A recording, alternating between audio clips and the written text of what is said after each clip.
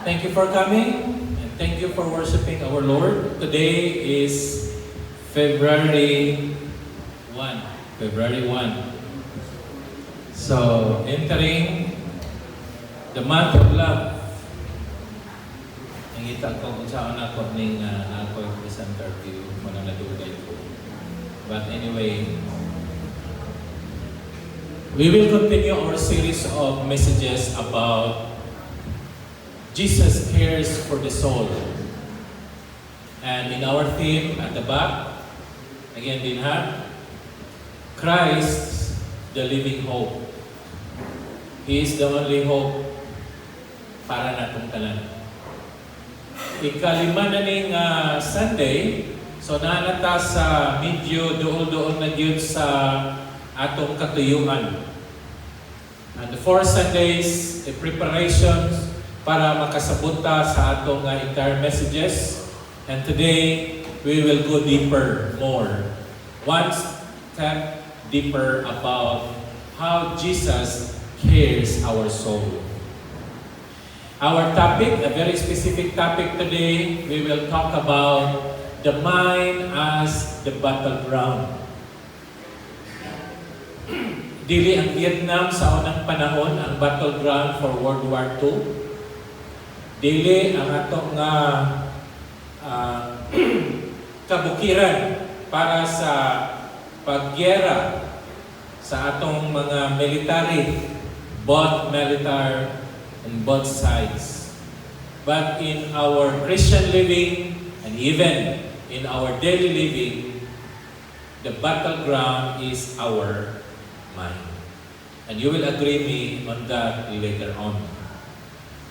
Last Sundays, naghisgot na atong mga sermon deliverer, atong mga pastor, and we learned that our spirit is made alive and secure in Christ. Muna itong nahisgutan, muna itong na-learn, naglingkod ko, kauban ninyo. O nag-learn ko, kauban ninyo about the learning on our spirit. So whatever happens to us, the Spirit made alive and secure that is in Christ. Number 2, atong naibalaan that our soul can still experience a deep distress.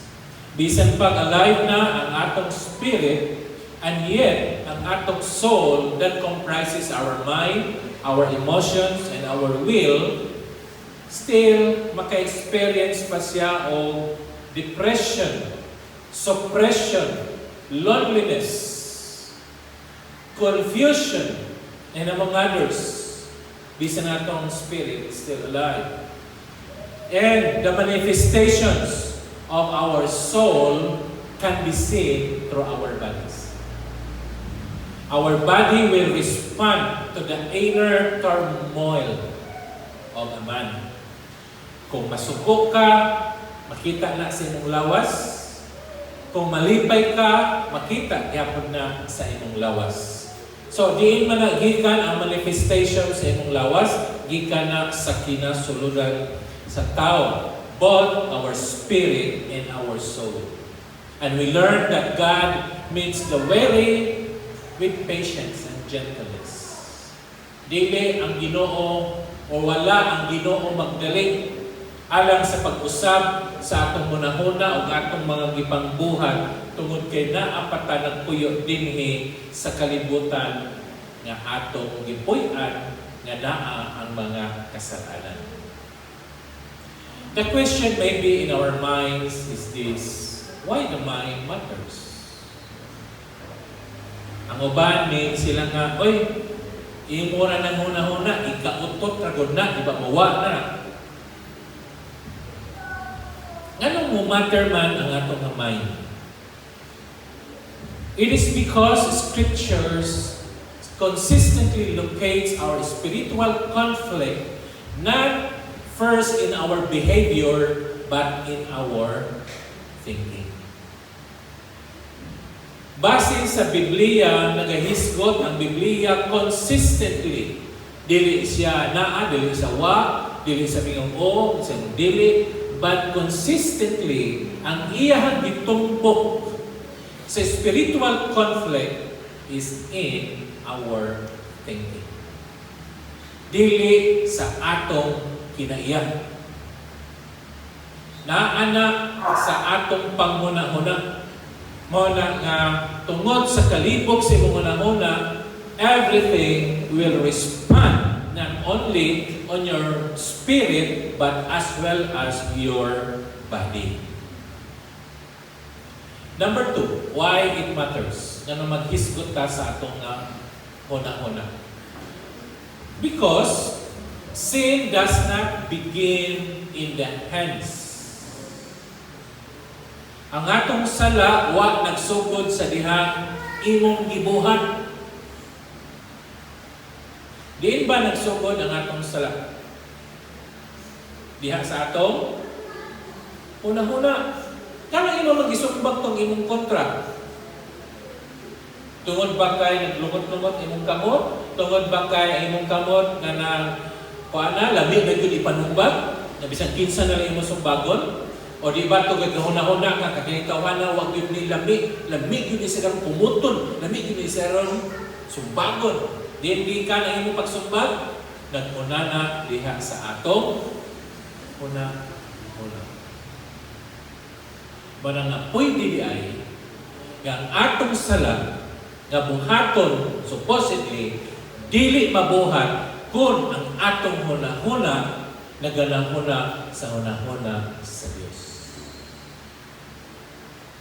Naaragin na sa atong utok.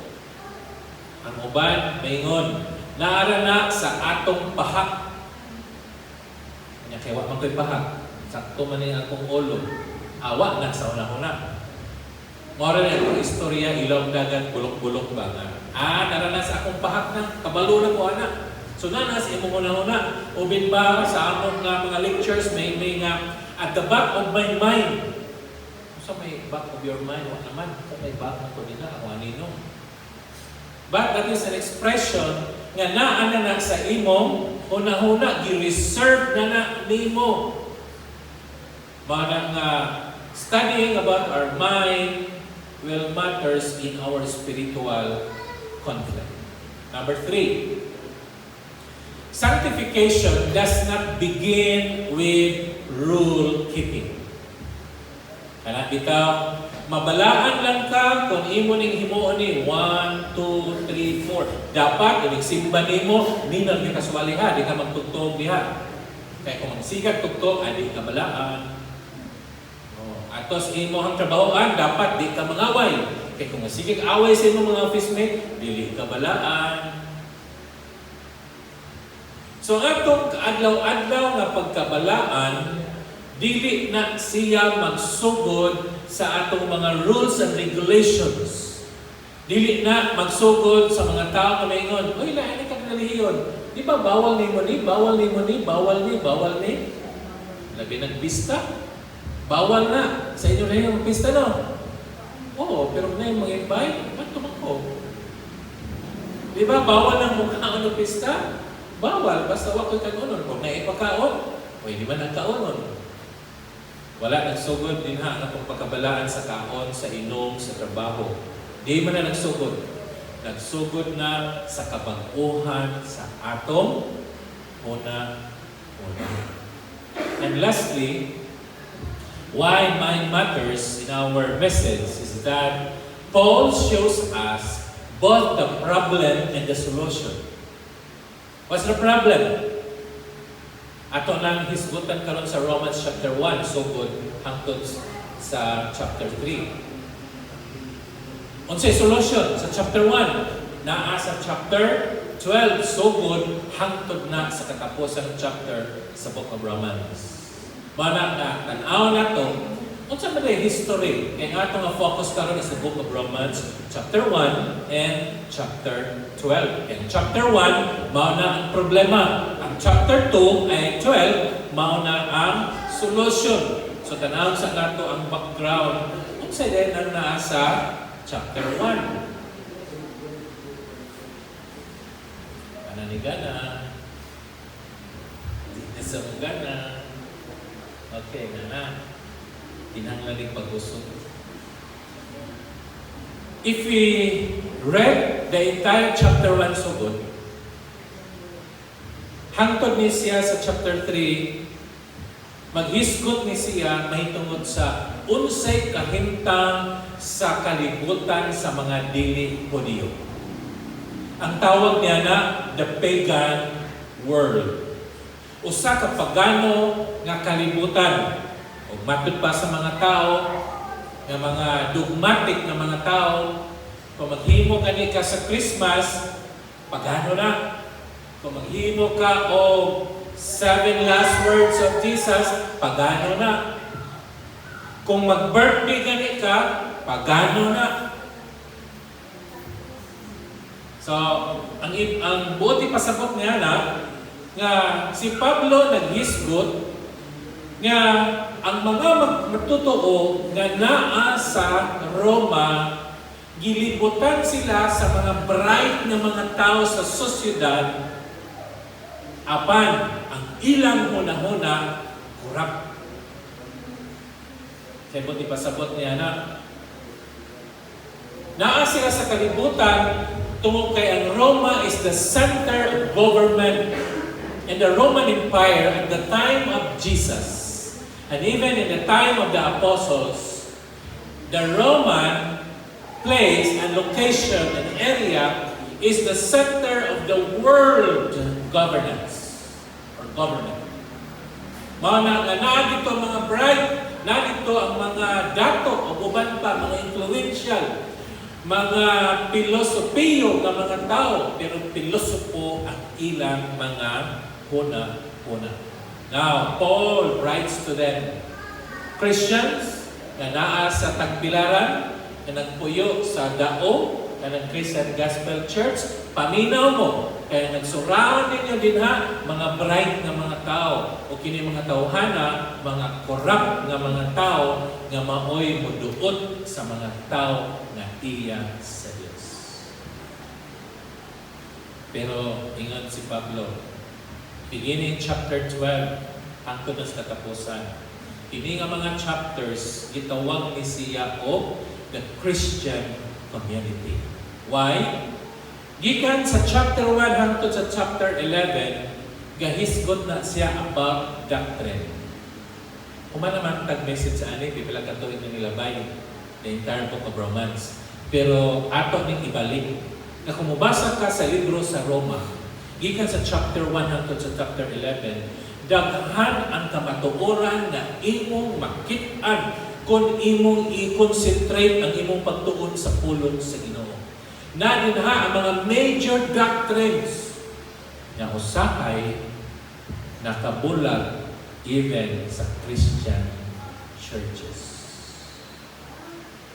Kaya hinigbasa nimo sa Book of Romans, o nilingabot nimo sa chapter 9, chapter 10, and chapter 11.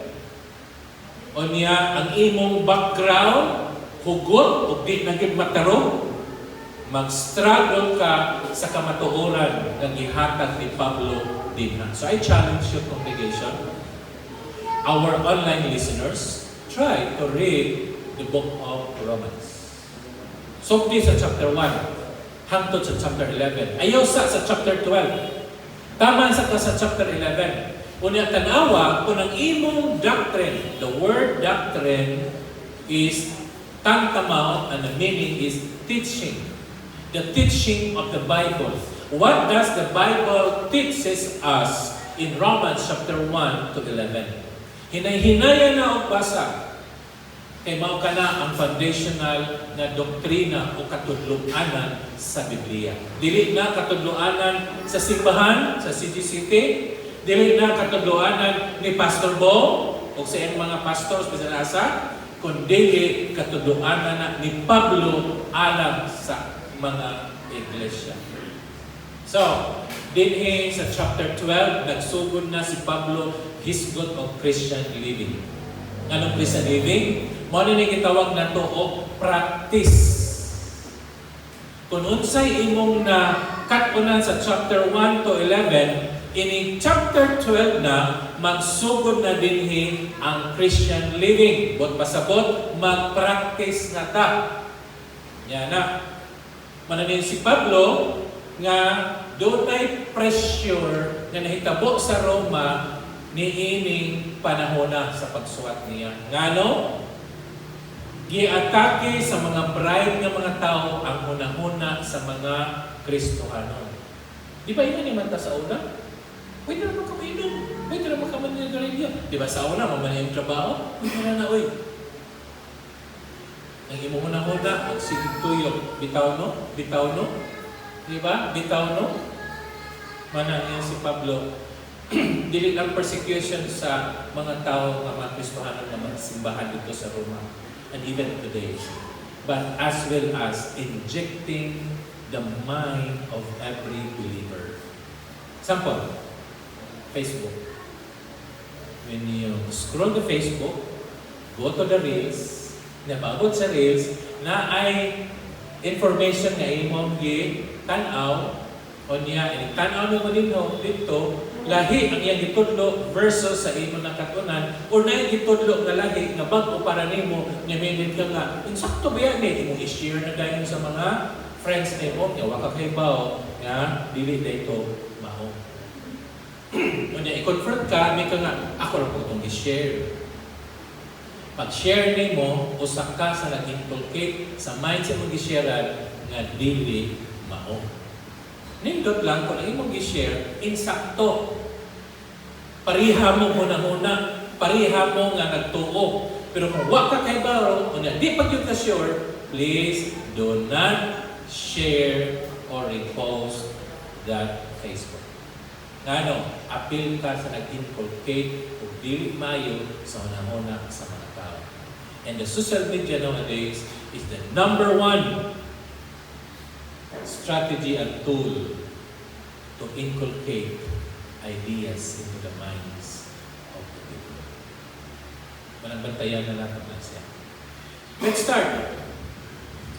Tanaw na ito ang chapter 1. Chapter 1 here, gitaytulan ni nato o the corrupted mind. Remember, chapter 1 is a pagan description 1 to 3 of a pagan world. Therefore, the world of the pagan are corrupted. Ingat si Paul sa verse 31. For although they knew God, they did not honor Him as God or give thanks to Him, but they became futile in their thinking, and their foolish hearts were darkened. Sa kuno na ingon, kabalo ba ang mga pagano nga na Dios?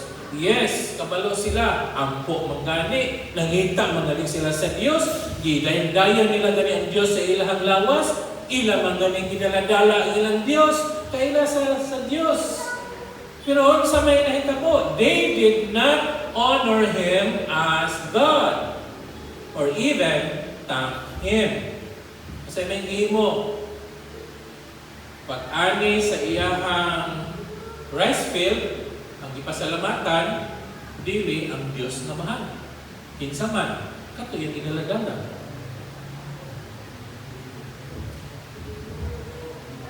Nga naman, naman sila. Because they became futile in their thinking. Saan ang futile? Futile, what pasabot, is empty. Why should matod pa nila yung otok, bulinaw. Sabi, otok ang bulinaw? Siguro po, kay isda mo lang. Pero unsa man kadako ang otok sa bulinaw, dili ko sa kagamay. Unsa man kadako ang otok sa bulinaw. Wala period, wala na kag-ballpen, period, o muna yung otok sa bulinaw. Yung anang kadako, period, sa imuhang ballpen. Sumura tao, imo otok, mura ragwa. So, futile means emptiness, purposefulness, vain reasoning, thinking that goes in a circles with no true end. Sige lang balik-balik, tuyok-tuyok, imong hunahuna nga walay kapaingnan, walay katapusan. That is futile thinking. And this thinking nato is our deep reasoning. Mga itong mga pagrason nasa atong hunahuna, imong gipanday ang imong mga rason sa imong hunahuna, pero kay imong hunahuna dako man kaayo sama sa kadako sa utok sa bulinaw, dili gyud siya enough to comprehend the truth of Jesus Christ and the Bible. Nga pa, ingon pa sa ikaduha, under foolish hearts, wala sa kanuna, ang iyahang foolish, buang-buang nga kasing-kasing, naon sa man, nangitngitan. Buang pa, nangitngitan pa, asa naman sa paingon? Mao ni gitawag nato og corrupted mind. Lisod kay ning corrupted mind. Because the problem is not the lack of intelligence, but moral rebellion affecting our cognition. And si cognition, it's in the mind. Diba? Ang problema, dili mo pagka-bright. Bright kay ka. Di na problema. Kamao ka sa tanan. Di na problema. Ang problema na si mong auto kay di ko kakasabot sa nusang na basa sa Biblia. Sultihan ka ani, mura nagwa. Diba? Kasulay mo natin Bible study. Nga sige tag Bible study. O niya, nindot na kayo ang mga passage of the Scripture. Pero sa iya, mura nagwa. Okay lang. Mag-isgot ka mga katuluanan, okay lang. Why? Kaya una-una, corrupted pa. Dako kayo ang iyang mind sa makadako sa utok sa bulinaw lagi. The problem is not intelligence. Dili mo pagka-bright na maski gulog ka kaayo na na kay Dios, na Holy Spirit, dali na dyan ka kasabot sa kulong sa Ginoo, dali ka makapractice sa imong nabalhan. Pero ang mga bright, pag makadungog, pag nakabasa, mo reason out pa na yung una-una, magtuyok-tuyok pa na yung una, tinungod ba ni? Basi mabord na ginakuha ni? Basi masimbal ako sa simbahan ni? Basi maon sa kuha ni karon niya? Basi ang akong mga kauban dito, may ako, nalain ako. Di ba? Daghan ng mga ideas sa imong utok that will stop you from understanding of the Word. Why? Because your mind is darkened because of sin. Tungod na sa sala sa tao. And that sin does not remove that information in our mind, but it will distort the interpretation of the Bible. Example, forgiveness. Di ba, makapasaylo ka? Ipasaylo ka sa Ginoo? How mas mo kita makapasaylo ka sa naisip ka tao? Ipasaylo mo ko sa Ginoo. Distorted mind. Tinuod man na, ipasaylo ka sa Ginoo, pero may man po kay Ginoo man siya. Ako mo Ginoo. Tao man ko. Sakitan man ko. Lisod na para na ko. Tinuod man na, nas Biblia, pero lisod na para na ko. See? How sin distorts our interpretations. Kabalo ka. Nakaintelihente. You know it. That Christ died for you and for me. He purchased our sins through His blood. The currency He used is His blood, not dollars, not euros, not even peso, but His blood, and we cannot pay it. And that's how precious is you and my sin that was purchased by the blood of Christ. Pero anong lisod man ka makapasayo, brother? Nga may man nga ako sa mga naman. As of karon di yun na ako mainti. The sin that is in us has been distorting in interpreting the Word. Even Christians nga rin. When we read the Bible, pagbasa sa Biblia, medyo kontrary sa akong gihimo, mangita tagusot. We tend to justify that verse in order for us not to be guilty. That is how sin distorts the interpretation of the Word of God. Kabalo man siguro ko nga namin nailahan kung dili man kita, natin nailahan. Ito lagi na ako nailahan, dili kita kay medyo personal attack na pastor. Ato lang ingan nga na ako'y nailahan. Kasama po nga po. Anak ko na lang. Natin nailahan, Kristohanon. O niya, atong i-confront sa Biblia. Pag-confront, imong ibasahan sa verse, pag human siya pa nag-interpret. Para nimo. Pag-interpret niya in His favor. Not as what the Word of God is saying. Why? Because sin's work is to distort our interpretation of the Bible. Mana kung resistant ka mo basa sa Biblia, resistant ka maminaw sa imong pastor, resistant ka mo praise and worship, it is because of that sin that is in us. And that's how a pagan world, a corrupt mind, function. Thanks God, ang atong mind is no longer corrupt. Amen? Corrupt pa ba ang atong mind? Are we still living in the pagan world, practicing pagan practices and traditions and customs? No. Ingon si Paul, chapter 12, iyon siya renewed mind. And because we have the mind of Christ, Paul said in verse 2, do not conform to this world, but be transformed. How to transform? By the renewal of your mind. Yes, God kapon si Pablo sa imong una-una.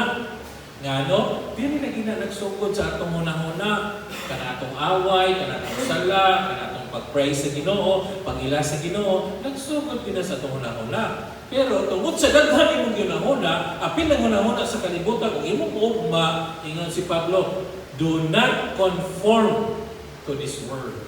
Now, world is not USA, Euro, America, or whatever. The world here refers to the systems. Sistema sa kalibutan. Kasi may sistema sa kalibutan. Okay naman ang pagminyong mabuntis ng asawa. Acceptable naman.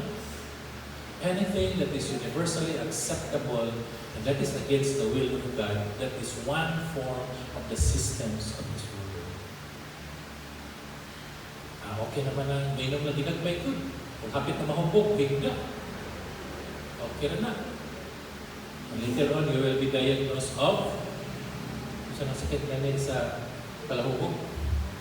Liver cirrhosis. Sa una naman po niinom, wala man karon. Baka ka karon, kaya naman ito kaya. Kung kaya pa rin mo, bata pa ka, pila man kagalon imong inom, pila man ka litrong tanduay imong ilakla. Huwag pa ka malaot at that time. But today, because your body is deteriorating, all the sicknesses and illnesses are now coming out. That is not because you're drinking today, but because you have been doing that in the past many years. Yan si Pablo, ayaw. Unya, ang atong hunahuna, kung mingon kita, ang tupi sa mga celebrity, nilod na, maghimo pugbo. Akong tupi, mura po sa celebrity karon, ingon ang sa Christian, conform to this world pa na. Niya, kaya ay mga kasunis kay lagablag na, niya karon kay di naman po, pinabaston na. Pabaston pa nimo. Orot sa kalibutan, sunod-sunod yung kay Iwas Pablo, do not conform to this world. I need to correct those thinking. It is a system. And that system should not enter and to be entertained by our mind. However, ingon si Pablo, musulod yun na sa imong huna-huna. Kanang mangyunana, musulod na siya. Para dili na sa musulod, be transformed. So, pag-transform, kita mo movie sa transformer, pag mulupad, aeroplano, pag matos dagat, submarino, kung ato sa kalsada, truck or auto. Transformer. Salida. Di ka na din nga pulong transform. Usab. Wala siya improve. Transformation is not improving, but change. Ano transformation? Usbon. Sa pag-usab, i-renew ang imong mind. Kapila na ko i-renew? Every 3 years. Ang atong renewal sa atong license. Every 5 years, nakaroon atong driver's license. 10 years na, kadugay na itong ma-renew. O kala-kala na ka, di nakaka-renew. Pero may na lang kayo, makadrive pa, isang mabangga ko sa kaya. Transformation means change into new. Something new. Kung old di hapon, karon bago na ko. Inigaw nga, bago ko. Inigaw nga, bago ko. Ang gahapon, gaman to. That is transformation. The reason why we need to transform our mind, yung si Pablo, that by testing, you may discern what is the will of God, the good, and acceptable, and perfect. See? Ganong kasabutan, ang kaibalutan ang kana di mao, kana mo moabot dito, because the mind of Christ is in us, our mind is renewed, we know, and we can discern what will happen ahead. Pero katong mga why discernment, kung sa karon na, patay, kung buhi. Ano na good? But if your mind is renewed, maka-detect ka sa kanila. Now, remember, kung naay ingon-ani nga pangkita po, yun si Pablo nga, do not conform. Conformity is an external and passive. Sana siya? Dili na ni mo makita kinana sa sulod sa utok ang pag-conform. Pero, ang imong buhat, makita na siya. Now, ang pag-conform, nakita nimo, pero musulod na sa imong mind. Pagsulod sa mind sa tao, Paul does not say, stop thinking. Pag nahin mo inculcate nato sa hunahuna, huwag yun si Pablo, oy, ayaw hunahuna, ayaw na hunahuna. Di ba kasagaran nato atong counseling? Ayaw na hunahuna. Napasok, ikaw pa, babalik naman po, ayaw na hunahuna. Kada adlaw, ayaw na hunahuna. Paul does not say that. Huwag sabihin nga, ayaw hunahuna. Huwag po sabihin nga, ay, pasagdi lang na. Ignore your thoughts. Ang uban, ay, sagdi lang na. Mawaka lang na sa imong una-una. Ika-utot na. Wala may nga sa Pablo na. Huwag sabihin nga, ayaw hunahuna. Huwag sabihin nga, ayaw na tagda. O ba, wala may si Pablo nga, mag-usap na yun. Ang ilang giingon ni Pablo lang, ayun siya, do not conform. Mao kanay sulti ni Pablo. Kaya ang pag-transform dahil sa tao is not 24 hours a day. It's not overnight, but it is gradual. It is ongoing.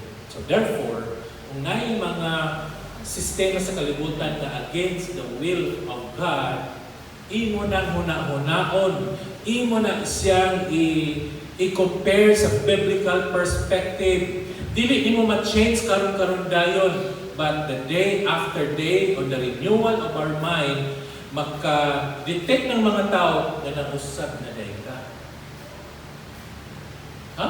Nausab day ko? Oo, sa una, grabe kay ka masuko. Kanapo sa isang adlaw, sobrang magani. Huwag ka naman nagtagsa naman ka masuko. Hay, bao ba? Uy, bao di ay? Ano di nakakabantay? Ito kaya ang process ay muna-muna. Naguna-huna ka sa pulong sa Ginoo. Ang Ginoo naghatag nimo, siya mo hatag nimo empowerment. Ang hitabo, nilabay na lang mo sa kaadlaw, huwag ka masuko. See? Sunod adlaw, kaduha ka na kasuko. Sunod adlaw, katulo. Pero sa una, kanapo, gilkapit, kada adlaw. That's the gradual, ongoing sanctification sa sa atong una. And you know what? This transformation is internal and spirit-driven. We can overcome that because the Spirit in us mutabang sa imong mind. Mo na nga, ayaw, ing na nga, ay di ko mamuna-huna na. Huna-huna kung ako ning buhaton, kung siya mahitabo, kung siya gingos Biblia, mao din ni. So kung ano nila hitabo, nakapahimayag ko sa Ginoo, dili, di man di ay, so sabi lang na. You think it over, you analyze it, and you refer that to the biblical teaching, and you said, it is good not to do it. Why? The truth is, the battleground is not the circumstances na nasa imong palibot, but the way you think. Labi na may bitaw ka na, paano good? Ako mga anak magod kay mga hugawan, malang kayo ng kungso ko. High blood yun ko. Ako mga anak kay mga takulan, malang ma-high blood ko. Hindi ako mabuotan ng mga anak, dahil ka high blood. High blood gihapon, kasi pagkaon o baboy. Na-trigger lang yung pagka-high blood sa pagkatapulan sa mga anak. Kana bitaw, kung mo na itong una-una, ayaw pasangin ang imuhang palibot. Ayaw pasangin ang imong bana, asawa, o mga anak. Ayaw pasangin si pastor o kining congregation kung maano imong una-una. Iwa sila labot, ikaw na naguna-una. Managkatong doon ay problema sa depression, ang atos kalibutan, balik sa atong simbahan, usahay mingon ta, ikaw radyo'y makaayon nimo. Ay ako di mo ko doktor. Ako na dahil ko makaayon ako. Ani ba? Hindi. Ang makaayon nato mao ang pulong sa Ginoo nga isulod sa atong una. Hadlo ka. Anong hadlok man ka? Di ba yun ang Ginoo? I will never leave you nor forsake you. Ano yung ilakaw niyo mo marang ka? Kasi wala sa ako ko ani. You lack your trust and hope in God. Nahala sa imong una-una. Ingna ang imong una-una. Hoy! Wa kay kumoto na una ka. Nabay Ginoo na. Kumandok mo ko nila. Kaysa man na sila. Nagdaan ko siya. Bakit nila ko silon? Nga, ano ba kasi mapriso? Anong handok makakusilon? Di pa kaluwas? Di pa kay napakagutang bayaran? Di nindot noon yung kay utang bayaran. Bantay na ka. Sa kay Coroplano, ikan ko Pampanga, ayun sa Tagbilaran.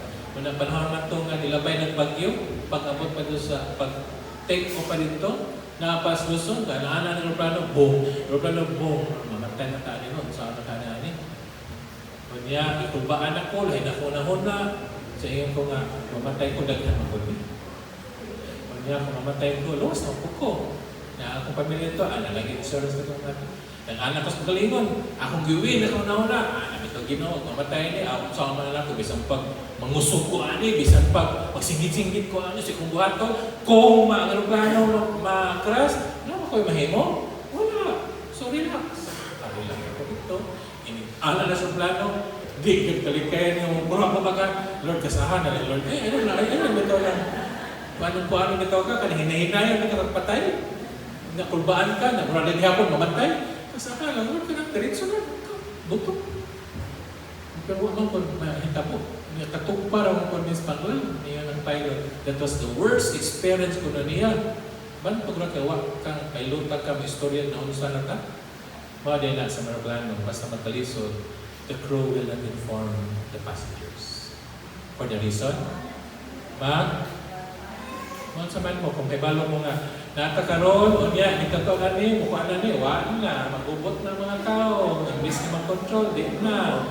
Mga nga, di ka pahibalon niya. So now I know. Every good masulti ng mga crew, even the captain, what will happen next? Kaya kung mahitabo na, mag-advance sa mga ng mga tao. Nalapod, wala, tuwa na lagi. Gubot na. So mga jet flyers and jet setters, even in the sea, ayaw yun mo, pag-ingon nga, ano makamusulti na rin, ano maka-andam eh? No. salbabida rin ang damon nimo, dili imo una-una. Di ka mangusog, kanawa kong kauban. Ang iyan ang kamot diri, tungkol siyang pagpangusog dito ng mga ano din siya, nangwana, kang naay ipasa-pasa. Kung mangusog man ka, kung mangusog ka sa dili, maluwas na ka, bantay ka, relax. Enjoy the ride. Boom! Parang mo, mura na ko rin kasakay ka ng mga. May lang ka, Pastor. I really experience it. I tell you. So, our mind, the perceptions of our mind, does not affect our surroundings. Paul says, when our mind is renewed and conformed to the will of God, you know what will happen next. Kaya nga, ay kabulang ka na yung mga problema niya. Kaya pero nun, kabayan na lang ka. Di pa ikaw mapriso. Di ba? May napriso utang. May maupod mo ka. Pero uwaw man, ikaw lang pagkawawag ng pagalingon. Wak man, may mga tao nga, di ka mawaw. Ang ikatara may utangan mo yun, di ka mawaw, kumayat sa utang. Kaya naman ka. Ay kabulang ka. God is our great supplier. He will not only give you peace of mind that in every problem, there is a solution in God. So may itong bahata na yung Pastor, ang applications na ito. Number 1, let us diagnose our thoughts. Saan ang diagnosis? Susihon ba? Una-una. Diagnosis. Kung namin mga computers, nag-diagnose na siya, nagtanaw sa problema na may virus, yun naman sa nato. Maybe we can ask, what assumptions that govern our reactions? Kung sa may mga assumptions ha, dili reality. Kaya kana itong ipangunahon na, those are all assumptions. Daw big man. Makuha niya ang plano ka rin, buto. Saan na ba, mapatay na ko. Mag-worry ka. Kung sa may ako yung bayan mo na dito sa eskwelahan, maraming na kaganahan mo tukon. Kung sa may ako yung bayan ka rin, akong silingan, ito pa ng utang, di na kumugawas. Diba? These are all perceptions in our mind. Kanya, with that perception in mind, sabi mo reactions. Labi na kung may mga anxiety, bitterness, pride, and despair. These are often we describe as unrenewed thinking. Dili ni siya nga weak kasi disiplina. No, it is not. Dili yun nga, loya ko nga Kristohanon. Dili. Dili ka loya. Dili kayo nga alayo magkukos sa Ginoo. Dili, oy, usara ko kain sa distansya. Dili. Imo na advanced thinking. Nindot mong tala o advanced payment, kaya di na ka magmuna-una. Maka-advance na ikaw, mag-relax na ko. Kaya naka-advance na ko. Ako na ito. Pero kung advanced thinking sa problema, medyo mo na yung magkut-kut sa atong adlaw-adlaw nga kakapoy. Susiho na ito pa. Kung sabi nakakut-kut sa itong manahon, nga no, mag-struggle na ta. Ikaw na kakibawan na, ako po kakibawan ako. Iyahay pag-diagnose.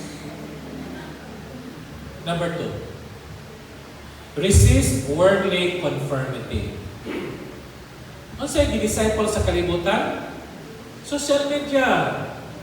Nandito tanan sa social media. Mana kung ganahan ka sa social media, sa Facebook, tapos Messenger, dito, maunay, duha man good na.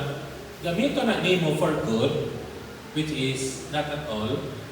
Gigamit na sa sistema sa kalibutan, aron number 1, pwede ka mahadlok. Number 2, pwede po ka mangandam.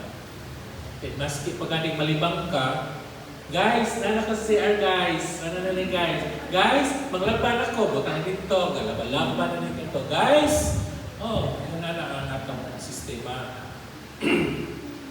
Ang pangutana, kapilaman ka, guys, Biblia guys, atong ibasa na guys ha, naging mabagaana, or ang imorang daily routine na trabaho imong publish aron nila pa ka rin ay kwarta. So your goal is to earn money, not to glorify God. I'm not saying hindi na tama kayo guys, but look at the purpose of having that Hello guys. Does it glorify God?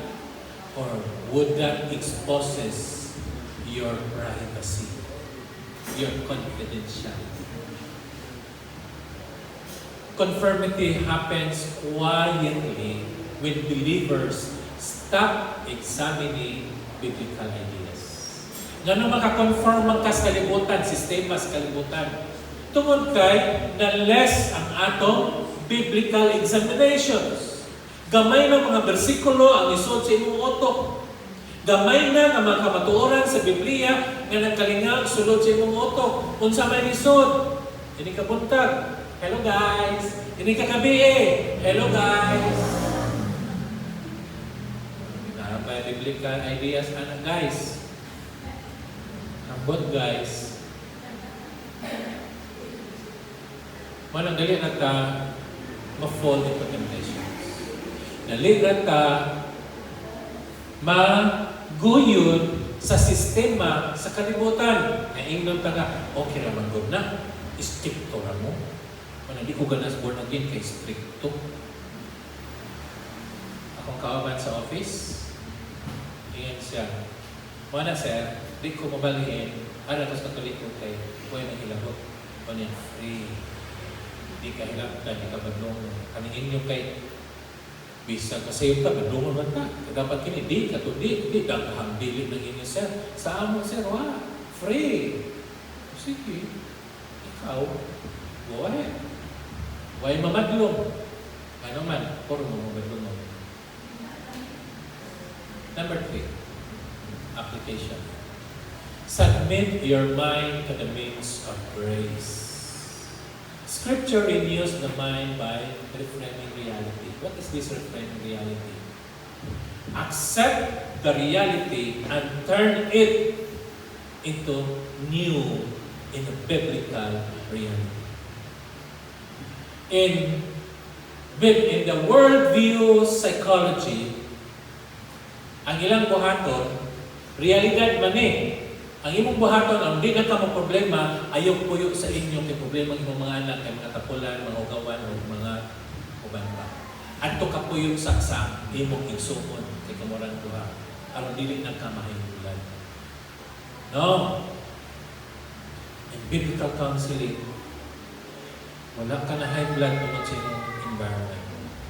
High blood ka kay mong otok, sige ko na hona. Pungkot man ni oy, unsa man ni oy, grabe man ni oy, wala na, suko na ko ani, di ko gananani, kung uban pa ko na that puts your blood high. Malang high blood. Ano ko sa wala ayaw pa sa ngilin ng imuhang sawa, bana, mga anak, yung balay, kung balay ako, init, manin high blood na ko ani. Nag-aircon na po, kung saan naman pa yung baton, kung saan naman pong sakit, na-anemic na ko anin, silang aircon. At pa, there is no satisfaction when you follow the word psychology. But if you follow biblical psychology, it is based on the word of God. Asa man dapat ka? Like this, incorporate worship. Di ba, madasig ka? Makakita ka sa pulong sa Ginoo, makabatid ka? So, those who did not come, katong wala po sa itong online, asa may niniyuhang Word of God karon na Sunday? Where can you find the Word of God? Nagbasa man po, pastor. Asa mong basa? Asa ko cellphone. Ano may Bible ako cellphone. O niya, na may pop-up na message, hindi mo basahon. Ibasa. Hangtod, sige basa, kailangan kayo dito hangtod. Asa naman yung Word of God?